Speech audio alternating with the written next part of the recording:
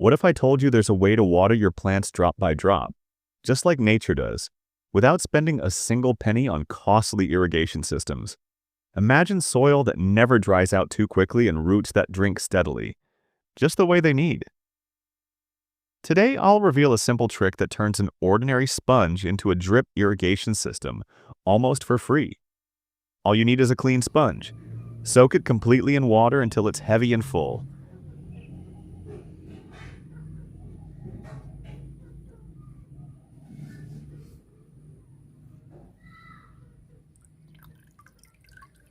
Place the sponge right at the lower base of your plant's trunk so it rests close to the roots. Then tie it gently with a cotton thread or garden string to keep it in position. The sponge begins to release water slowly, drop by drop, straight into the soil, feeding the plant for hours without waste. This little method mimics how dew clings to the forest floor, providing steady moisture long after the rain has passed. It works beautifully for young seedlings, potted plants, or during scorching hot days when the soil dries too fast. A sponge, a thread, and water.